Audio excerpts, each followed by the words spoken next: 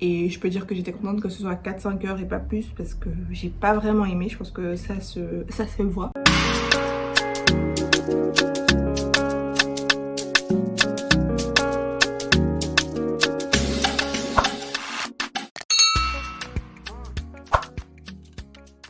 Bonjour à toutes et à tous, bienvenue ou re-bienvenue sur ma chaîne, je suis Iman et aujourd'hui on se retrouve pour une revue parfum de la maison Mancera.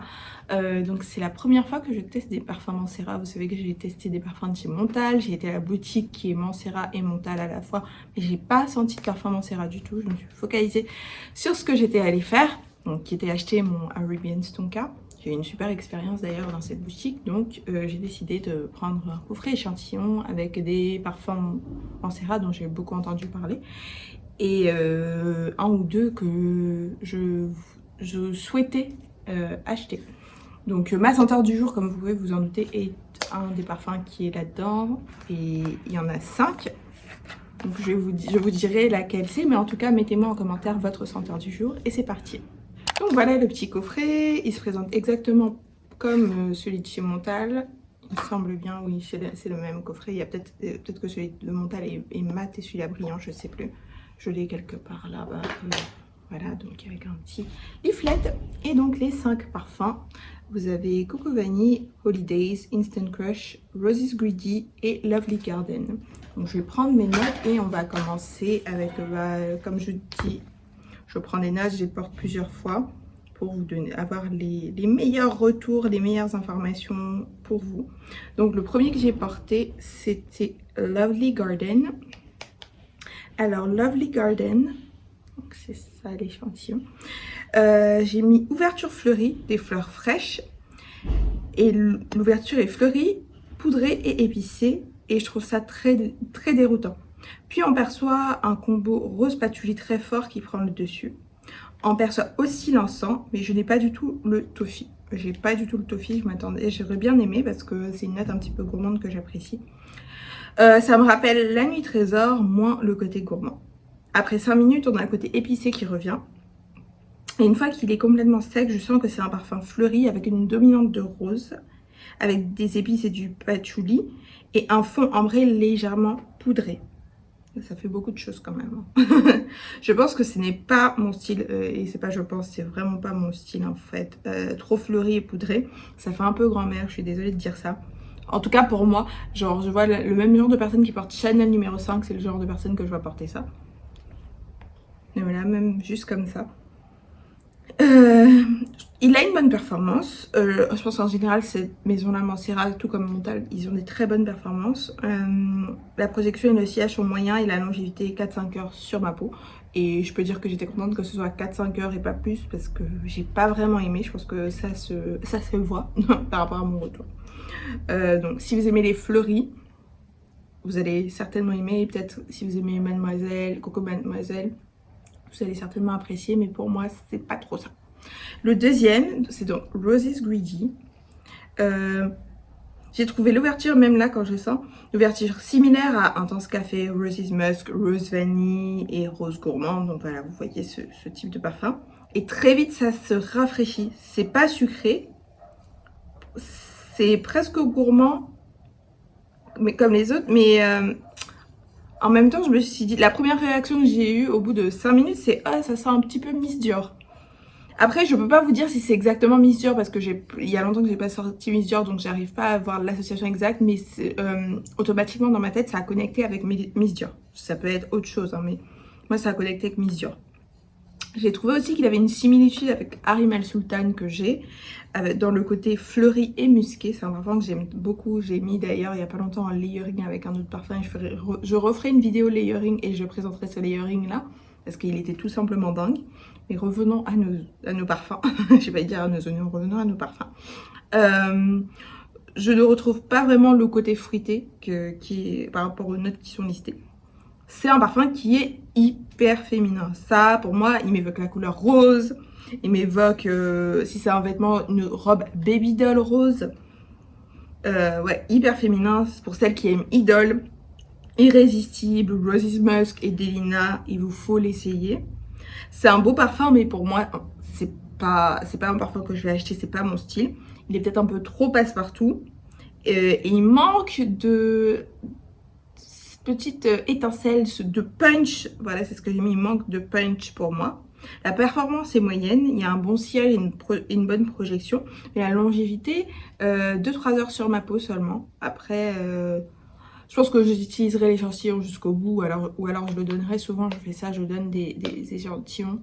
Mais ouais, celui-là, un peu moins. Et en fait, je me dis que je me suis trompée. Je voulais prendre celui qui est rose et chocolat. Je sais qu'il y a un rose et chocolat chez Mansera. Bah, peut-être la prochaine fois que je testerai, je prendrai ça.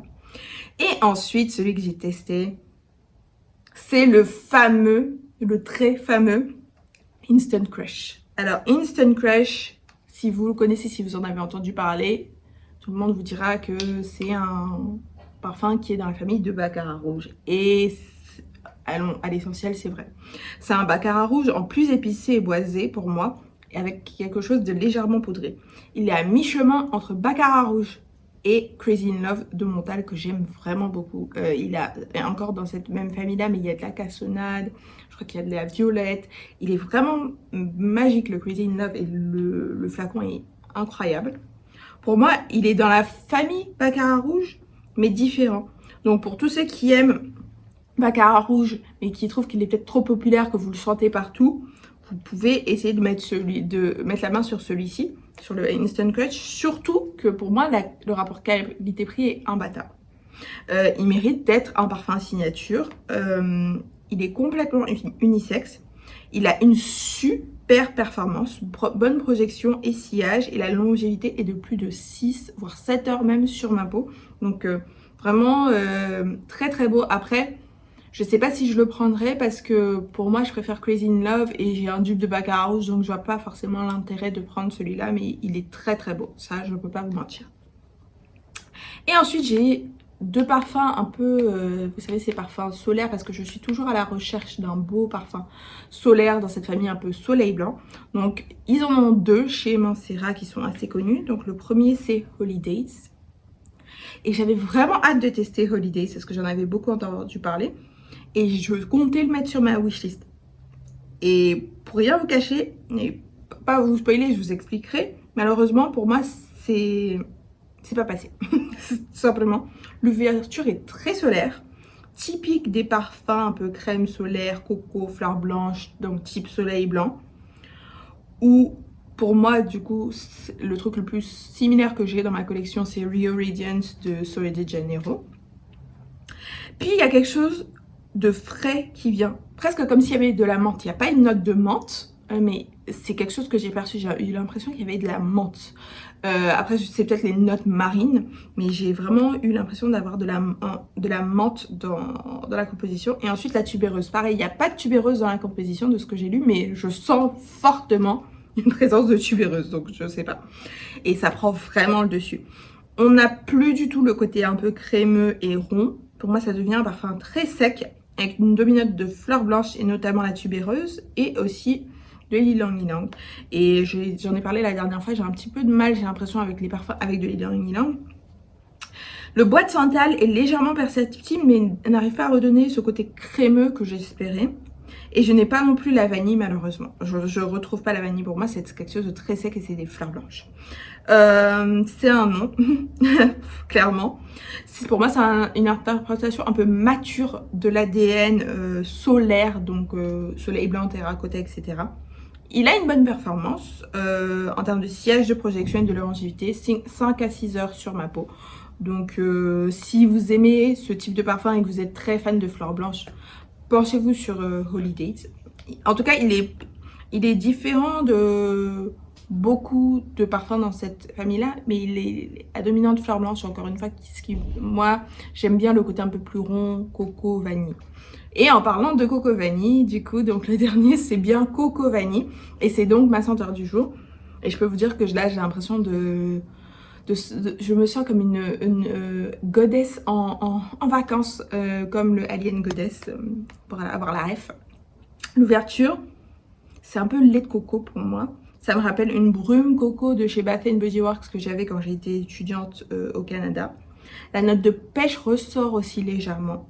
Puis on a à la fois un mélange fleuri, très tropical, mais pas vieillot. Donc contrairement à Holidays, je trouve les fleurs ici apportent quelque chose d'intéressant, mais on n'a pas le côté trop poussé vieillot. Je ressens pas la tubéreuse. En général, moi, c'est la tubéreuse qui me donne cet aspect-là, un peu, un truc un peu vieillot, fleur blanche un peu vieillotte.